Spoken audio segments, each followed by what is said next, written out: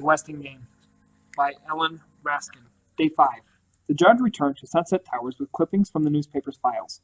Faithful Sandy was waiting, hoping to interrogate both George Theodorakis and James Shinhu. They alternated their dinner orders. One night they would order up, the next night they would order down. To their disappointment, Theo delivered up. They had no questions to ask him, but he had one for the doorman. Chess, Sandy replied. Sorry, don't know the game. I'm a whiz at hearts, though. Shooter, they call me. Theo left them to their sandwiches and their work. The private detective the judge had hired was still investigating the heirs, so tonight's project would be the Westing family. Judge Ford opened the thin folder on Mrs. Westing. Mrs. Westing. No first name, no maiden name. In the few newspaper photographs in which she appeared, always with her husband, the captions read, Mr. and Mrs. Samuel W. Westing. A shadowy figure, a shy woman, she seemed to slip behind her husband before the camera clicked, or had her face masked by a floppy hat brim. A slim woman dressed in the fashion of time. Long, loose chemise, narrow shoes with sharply pointed toes, and high spiked heels. A nervous woman, her hands, especially in the later pictures, were blurred. In the final photograph, a black veil covered her face. She seemed to lean unsteadily against the stocky frame of her husband as they left the cemetery. Sandy reported his findings. Jimmy Hu never met Mrs. Westing. Neither did Flora Bombach. She says Violet's fiancé brought her to the shop for fittings. She said it's bad luck for a groom to see the bride in the wedding gown before the wedding. I guess she's right. Well, that's it. Nobody else admits to having known Mrs. Westing except me. You knew her, Mr. McSuthers, the judge asked. Well, not exactly, but I saw her once or twice. The doorman described Mrs. Westing as blonde, full-lipped, a good figure, though on the skinny side. Mostly I recall those full lips because she had a mole right here. He pointed to the right corner of his mouth. Judge Ford did not remember a mole. She remembered copper-colored hair and thin lips. But it was so long ago, and, well, Mrs. Westing was white, very white. Next, Westing's daughter. The judge studied the photograph under the headline, Violet Westing to marry senator. The senator turned out to be a state senator, a hack politician, now serving a 5-year jail term for bribery. But Flora Bombach was right about the resemblance. Violet Westing did look like Angela Wexler. And that was George Theodorakis, all right, dancing with her in the society page clippings. What does it all mean, Judge? Sandy asked, squinting at the pictures through his smeared glasses. Angela looks like Westing's daughter, and Theo looks like his father. The man Violet Westing really wanted to marry. How did you know that? Sandy shrugged. It was common gossip at the time that Westing's daughter killed herself rather than have to marry that crooked politician. Now the judge remembered. Her mother had written her about the tragedy. Tell me, Mr. McSuthers, you seem to know what's going on in this building. Is Angela Wexler involved with Theo in any way? Oh, no, Sandy was certain of that. Angela and her intern seem happy enough with each other. At least I hope so. I mean, if Sam Westing wanted to replay that terrible drama, Angela Wexler would have to die. Chapter 16, The Third Bomb. Boom! Grace Wexler slammed the door on the delivery boy's silly face and returned to her party with a pink ribboned gift. The gossiping guests were sipping jasmine tea from Westing paper party cups, nibbling on tidbits from Westing paper party plates, and wiping their fingers on Westing paper party napkins. Madame Hu served in a tight-fitting silk gown slit high up her thigh, a costume as old-fashioned and impractical as bound feet. Women in China wore blouses and pants and jackets. That's what she would wear when she got home. Grace clapped her hands for attention. Girls, it's time for the bride-to-be to open her presents. Angela, you sit here and everybody gather round. Angela did as the mother said. She lowered herself to a cushion on the floor, ringed by gift boxes and surrounded by vaguely familiar faces. She had not invited her few friends from college. They were bent on careers. This wasn't their thing. These were her mother's friends and the newly married daughters of her mother's friends. And Turtle, who was leaning against the wall, arms folded, smirking. Lucky Turtle, the neglected child. Read it out loud, dear, Grace ordered, as Angela opened the card tied to the yellow ribbon box. To the bride-to-be in the kitchen, stuck. An asparagus cooker and lots of luck. From Cookie Barfspringer. Thank you, Angela said, wondering which one was the Barfspringer. The next gift was an egg poacher. The box and pink ribbons contained another asparagus cooker. I sure hope Dr. Deere likes asparagus, someone remarked. The giver said she could return it for something else, although 2 might come in handy. A doctor's wife has so much entertaining to do. Angela glanced at her watch and reached for the tall, thin carton wrapped in gold foil. Look how Angela's hands are shaking. She's as nervous as a groom. Giggles. Bride-to-be jitters. More giggles. Slowly, Angela unknotted the gold ribbon. Carefully, she unfolded the gold foil. How neatly she did everything. The perfect child, not like Turtle, who ripped off wrappings, impatient to see what was inside.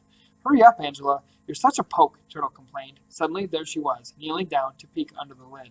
Get away, Angela cried, jerking the gift up and away from her sister as the lid blasted off with a shattering bang, bang, bang.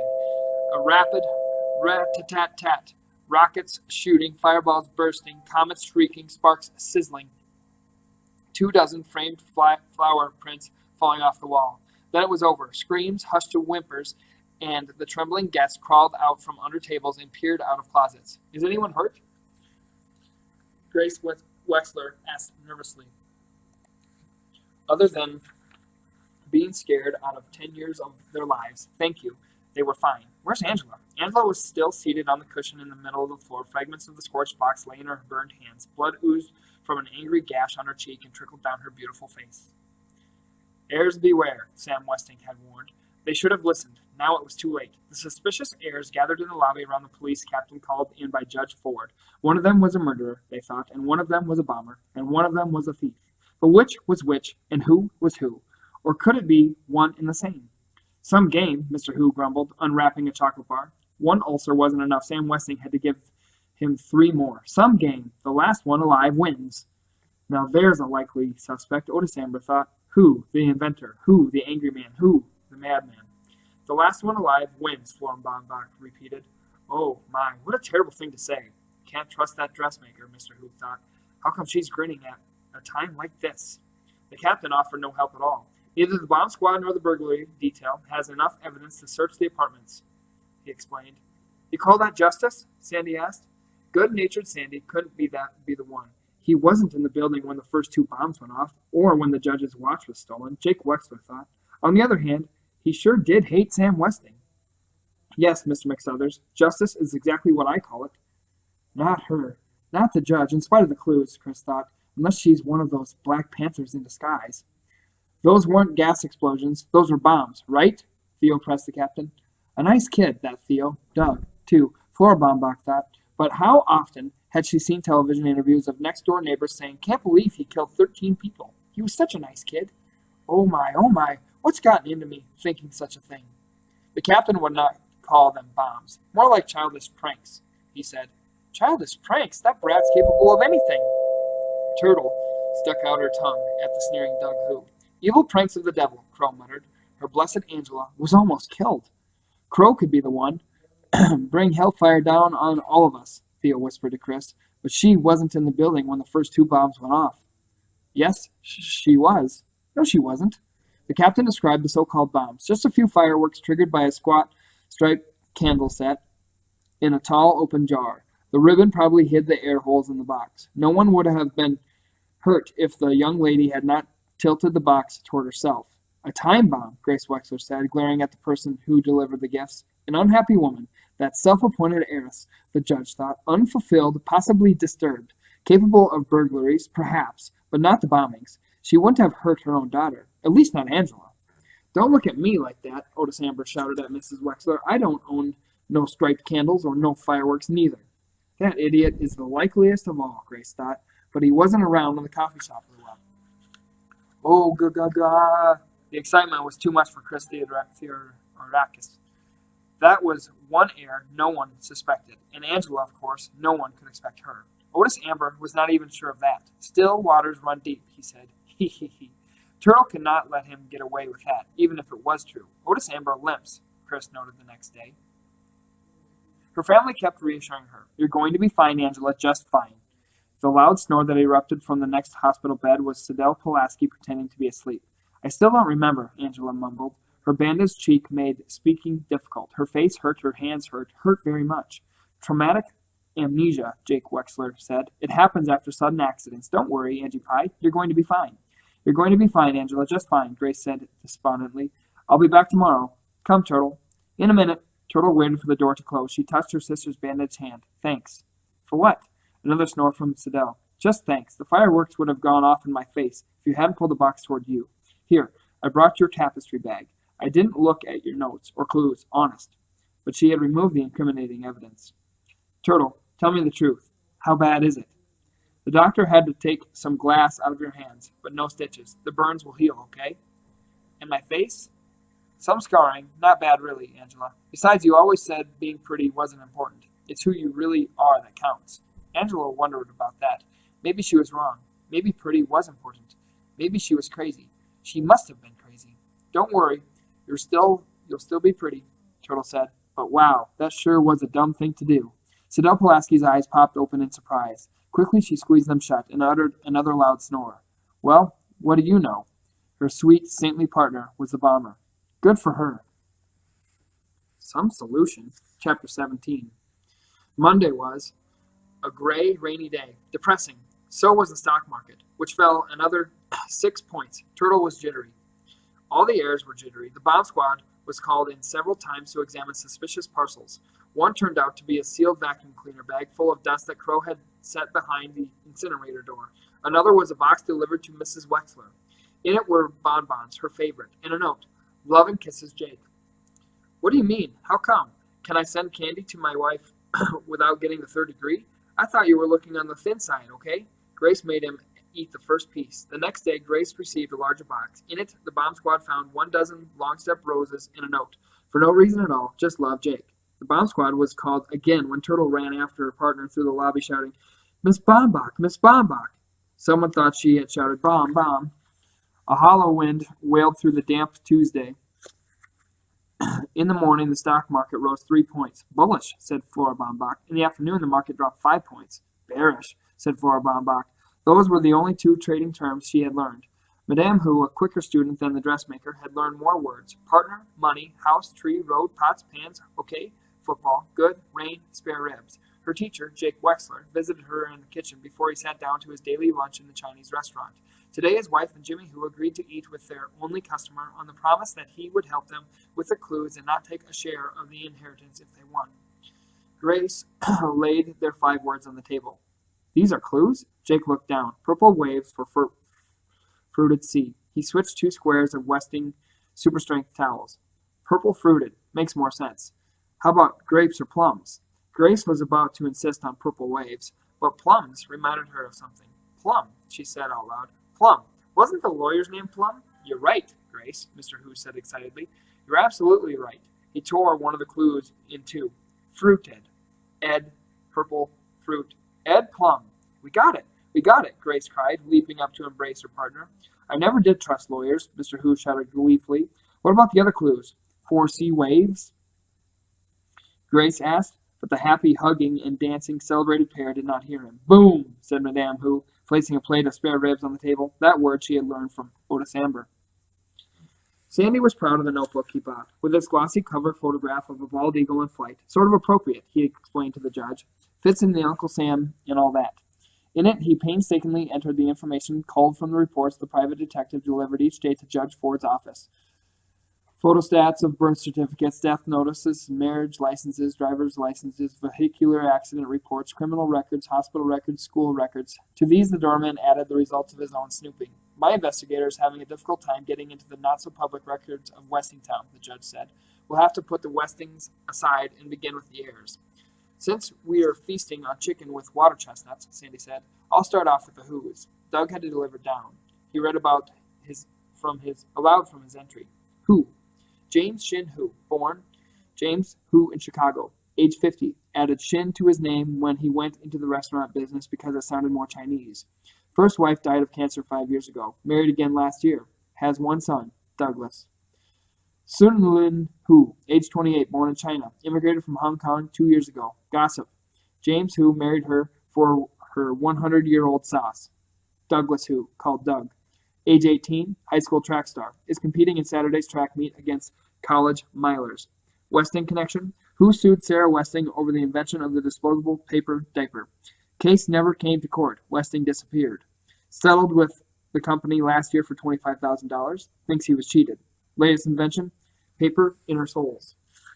I can take some credit for those paper inner soles, Sandy bragged. My feet were killing me, standing at the door all day. So I said to Jimmy, if only somebody would invent a good inner sole that didn't take up So much room like those foam rubber things. And sure enough, he did. They're great. I got a pair in my shoes now. Want to see? No, thank you. The judge was eating. It was past midnight when Theo finished his homework in the dim light of the study lamp. The wind was still howling, and something, a word, a phrase, was still eluding him. He had been studying solutions in chemistry. Solutions. That was it. The solution is simple, the will said. He was sure of it. By changing 4 and the to the numbers 4 and 3, Theo was able to arrange the clues into a formula. Whether or not it was a chemical solution, let alone the Westing solution, was another matter. N, H, his, 4, no, T, T-O, NH4, NO3. But 4 clue letters were left out. Isto, Ozit, Itso, Otis. Otis! He had it. A formula for an explosive and the name of the murderer. He had to tell Doug. Where going? Shh! Theo smoothed the blanket over his sleepy brother in the next bed, struggled into his bathrobe, and stumbled over the wheelchair as he tiptoed out of the room. The elevator had made too much noise. Use the stairs. The cement was cold. He had forgotten his slippers. 2 unmarked doors. Which one? Tap, tap, tap. A grunting voice, dragging footsteps. Please, let it be Doug, not Mr. Who or Judge Ford. It was Crow, clutching a robe about her gaunt frame, her unknotted hair hanging long and limp. She tried to focus her dulled eyes on the shocked face of her visitor. Theo, Theo, the wind. I heard the wind. I knew you'd come. Me? Grasping his hand, she pulled him into the maid's apartment between 4C and 4D and shut the door. We are sinners, yet shall we be saved. Let us pray for deliverance. Then you must go to your angel. Take her away. Theo found himself kneeling on the bare floor next to the praying Crow. He must be dreaming. Amen. Chapter 18, The Trackers.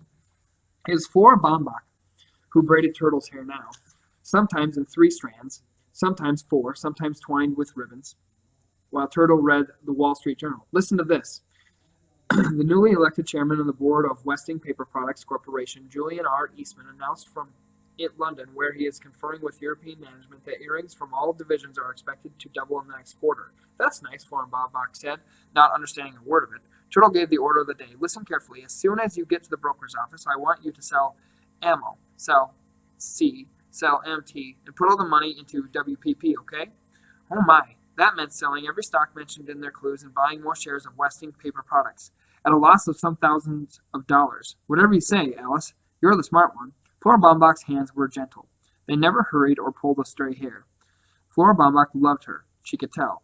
I like when you call me Alice, Turtle said, but I better not call you Mrs. Baumbach anymore because of the bomb scare. You know, calling her Flora would spoil everything. Maybe I could call you Mrs. Baba.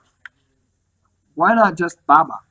That's exactly what Turtle, Alice, wanted to hear. Was your daughter Rosalie very smart, Baba? My, no. You're the smartest child I've ever met. A real businesswoman. Turtle glowed behind the Wall Street Journal. I bet Rosalie baked bread and patched quilts and dumb stuff like that. The dressmaker's sure fingers fumbled over the red ribbons she was weaving into a 4-strand braid. Rosalie was an exceptional child, the friendliest, lovingest. Turtle crumpled the newspaper. Let's go. I'm late for school, and you've got that big trade to make. But I haven't finished tying the ribbons. Never mind. I like them hanging. Turtle felt like kicking somebody, anybody, good and hard. Sandy was not at the door when they left. He was in apartment 4D, neatly writing in his patriotic notebook information gathered on the next air. Baumbach, Flora Baumbach. Maiden name, Flora Miller. Age, 60. Dressmaker. Husband left her years ago, sends no money. She had a retarded daughter, Rosalie. A mongoloid child. Sold bridal shop last year after Rosalie died of pneumonia. Age 19. Spends most of her time at the stockbrokers. Westing connection? Made wedding gown for Violet Westing, which she never got to wear. Sandy turned to a fresh page, propped his feet on the judge's desk, and began to read the data supplied by the private investigator on Oludis Amber. He laughed so hard he nearly fell off the tilting chair. Haunted by last night's dream, Theo jogged behind his partner halfway to the high school before he uttered a breathless stop. Doug Who stopped. Who lives in the apartment next to yours? Crow. Why? Nothing. How come he didn't know that? Because no one ever wonders where a cleaning woman lives. That's why. But he wasn't like that. Was he? Still, it must have been a dream. In the dream, the nightmare, Crow had given him a letter, but the only thing he found in his bathrobe pocket this morning was a Westing paper hanky. Hey, wait. Doug had started off again. I figured out our clues. Ammonium nitrate. It's used in fertilizers, explosives, and rocket propellants. I knew those clues were a pile of fertilizer, Doug replied, jogging easily. Only one thing mattered, Saturday's big track meet. If he won or came in a fast second, he'd have his pick of athletic scholarships. He didn't need the inheritance. Stand still and listen. Theo grabbed Doug by the shoulders and held him flat-footed to the ground. Like it or not, we are partners, and you've got to do your share. Sure, Doug replied. His father was angry. His partner was angry. And a bomber was blowing up Sunset Towers floor by floor. Some game. What do you want me to do? Follow Otis Amber. Head tilted back, Flora Baumbach squirted drops in her eyes, blinked, and stared again at the moving tape. HR, money amount. WPP, money amount. BRY, money.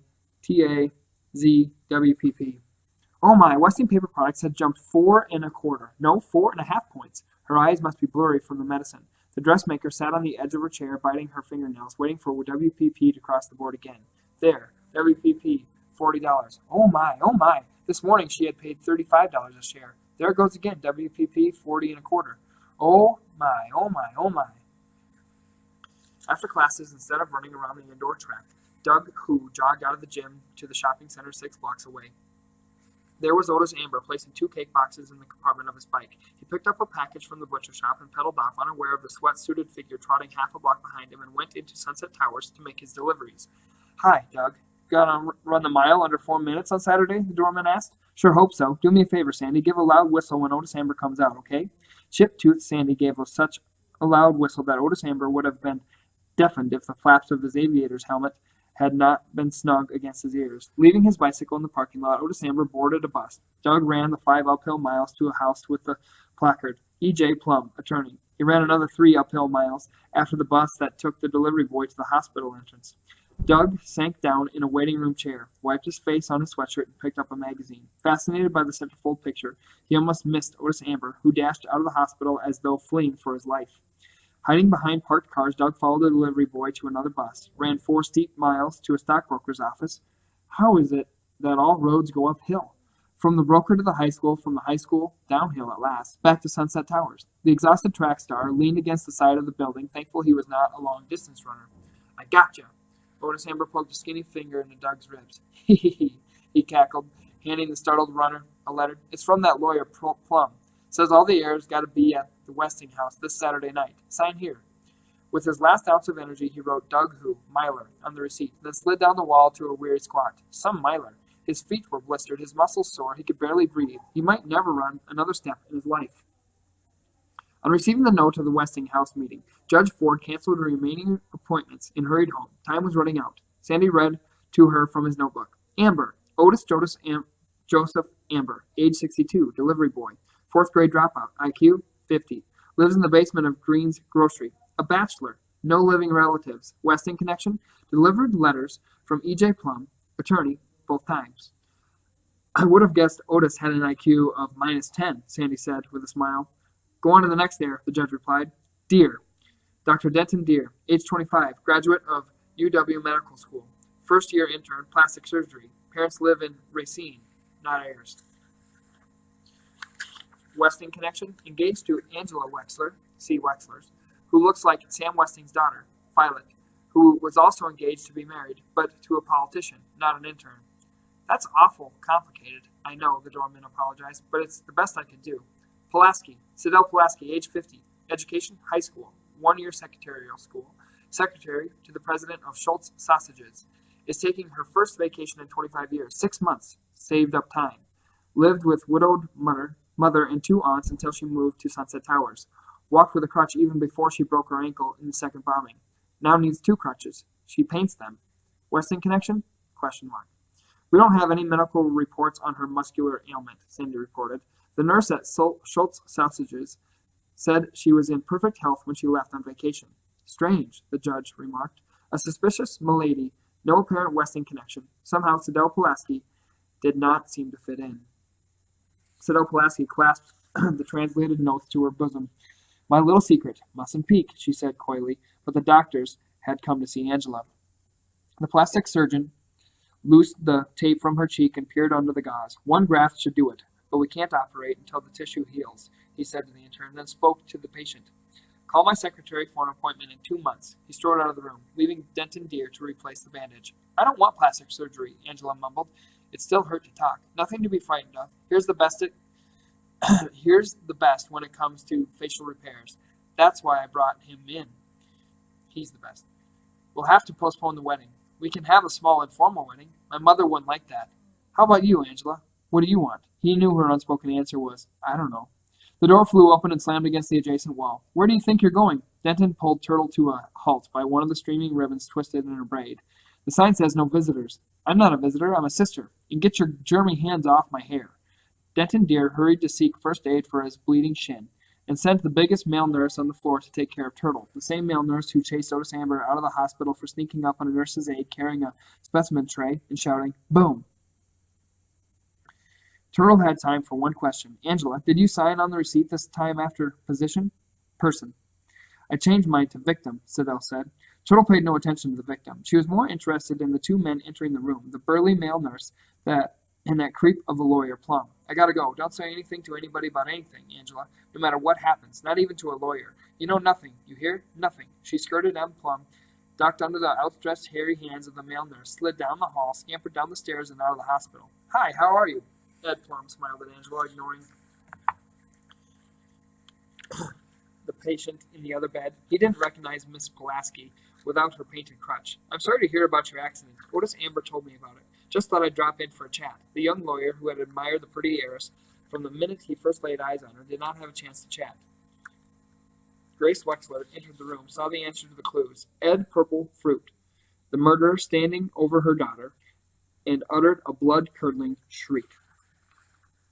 3 visitors in one day. The first was Otis Amber with a letter and another receipt to sign. Chris had pretended to be scared by the boom, but he wasn't really. He had twitched because he was excited about going to the Westing house again, even if he hadn't figured out the clues. Then Flora Baumbach came to see him. He wasn't nervous at all with that nice lady. She smiles that funny smile because she's sad inside. She once had a daughter named Rosalie. She told him how Rosalie would sit in the shop and say hello to the customers and how she would feel the fabrics. Mrs. Baumbach made wedding dresses, which are mostly white, so she bought samples of materials with bright colors and patterns because Rosalie loved colors best. Rosalie had 573 different swatches in her collection before she died. Mrs. Baumbach said her daughter might have been an artist if things had turned out differently. What would I have been if things had turned out differently?